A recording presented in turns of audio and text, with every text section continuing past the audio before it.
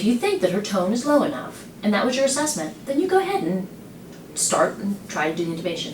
What happened? Did we actually get the intubation and direct laryngoscopy and suction done? Tell me about how that went. And why did we abort that? And then what did we do? Tell me the thought process behind that.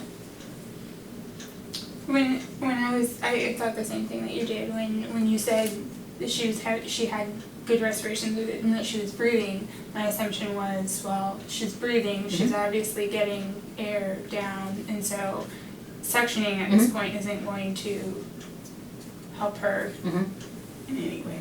So what made you stop what you were doing? What prompted you to stop? The fact that she was breathing and that it was questionable tone, we weren't sure, maybe she did have it, maybe she didn't. So that coupled with she was breathing and her tone was good. Right. That's why I stopped. And Kenton, what did you say during the intubation? Did you say something while Amanda was trying to intubate? He said she's breathing.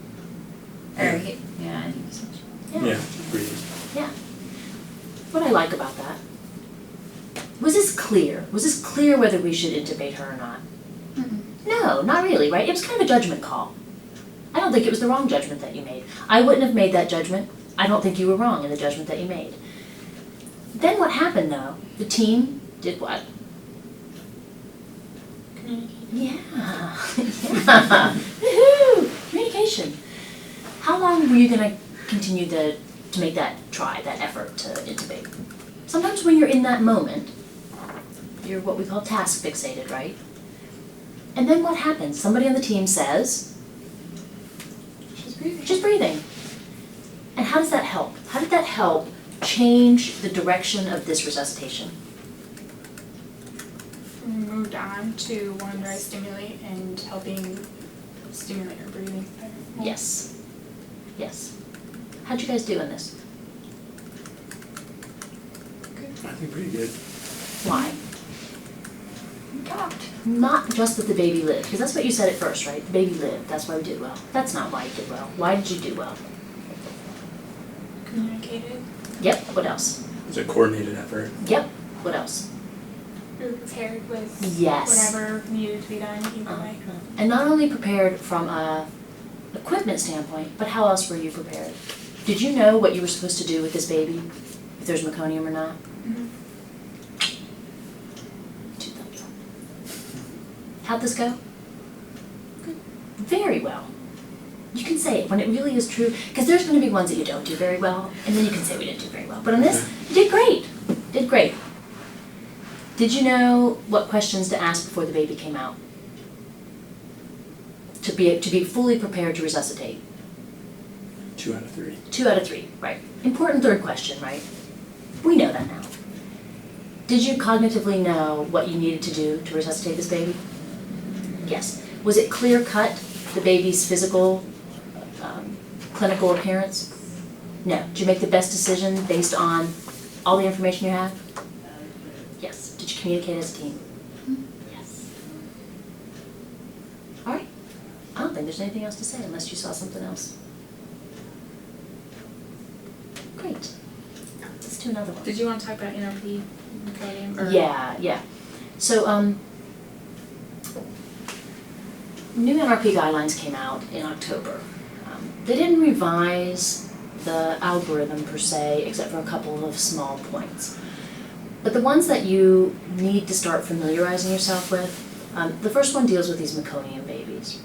So, when we go to a delivery as the resuscitation team, and there's a baby with meconium, what do? They hand the baby to us, right? And we make our assessment of the baby.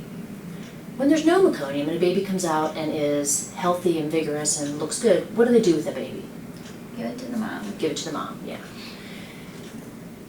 How many of these babies with meconium usually need us to do direct laryngoscopy and suction? Not very many, I'm assuming. Right, not very many, right? So Kenton, you said you went 1 to 1 this morning. Did that baby need to have direct laryngoscopy and suction? Yep. Out of every 10, about how many need that? Maybe. Maybe. Yeah, maybe 1, right? So what NRP wants us to do now is, they want us to rethink what we're doing with these meconium babies.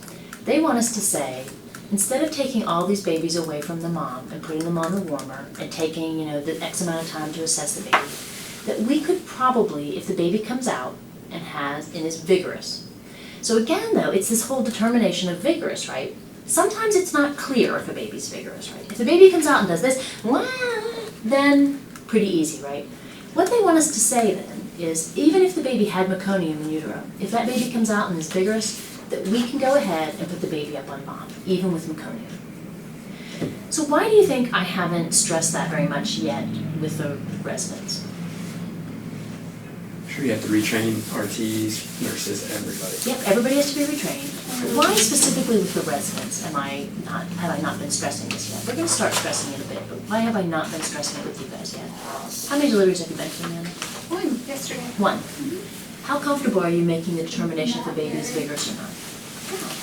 Is it always an easy determination? No, when we kind of saw that in this baby, right? Not always easy to know vigorous. And you don't want to make a mistake, right? If the baby needs to have direct laryngoscopy and such, you're going to do it. But you're going to start seeing, and in particular, are you at anybody at Methodist? Yeah. Methodist in particular really wants us to push this concept with the residents. And my argument was that I'm not sure you guys have gone through enough deliveries yet to feel competent in your initial assessment of the baby. Sometimes it's amazing, right? The baby comes out like this, or the baby comes out like this, and then it's easy. But when it's somewhere in between, I think that it's going to be difficult for you. But you need to start thinking in the back of your head that they may start questioning why you're taking the baby away from mom if it's a vigorous baby. And as you start feeling more comfortable with your skills, start thinking about leaving the baby with the mom. Because it is a new NRP recommendation. It's hard for me to want to teach you that. So with the OBs then, or the nurse, or the OB physician, I'm assuming that most of these meconiums are C-section sometimes. No, lots of vaginal delivery meconiums. Tons of babies delivered through meconium.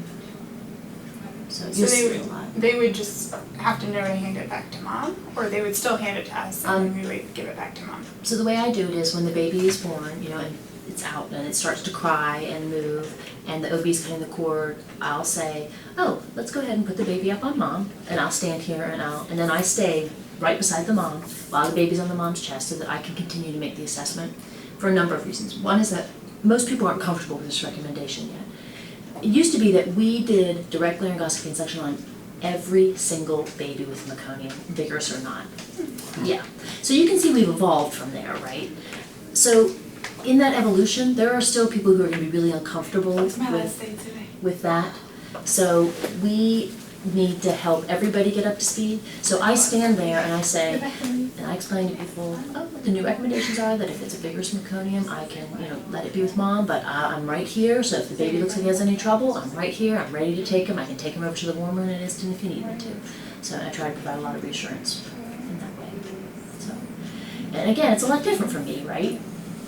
I mean, it's whatever I say in the living room goes, and you guys get questioned a lot. I mean, it's okay. But you're developing that, and you'll get there to where you're the attending, and you get to whatever you say goes eventually. But for right now, if I would say, if the nurses or RTs or anybody is uncomfortable at all, then I just take the baby. Even right now, sometimes I do that. If people express significant discomfort, then I take the baby over, and then maybe separately later, I'll say to the OB, hey, just wanted to let you know that the recommendations have actually changed, and we don't have to, but I'm not going to make the OB look bad in front of the patient, right? Take them away, put them on the warmer, dry them off a little bit, and then give them back to mom.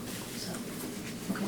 But it's a judgment call, and I don't know that, especially, people who haven't been to many deliveries, I'm not sure that you're ready to make that judgment, so that would probably be an upper level rather than judgment. If you were an intern by yourself at a delivery, I would take that baby over to the warmer, I would do my assessment, and if the OB or I think a nurse midwife that's been complaining, I would say to her, look, right now, I'm developing my skills, and I'm developing a comfort level, and I will get there, but right now, my comfort level is to really err on the side of caution and observe that baby a little closer.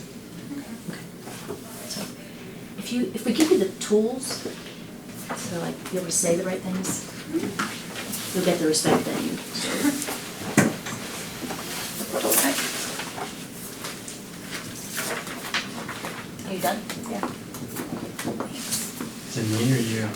You. They said intern, third level, fourth level. Fourth year, whatever. So Kent, you're up, right?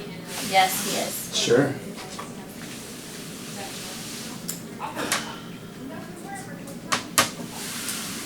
What side do you want? Whichever side you want me to take.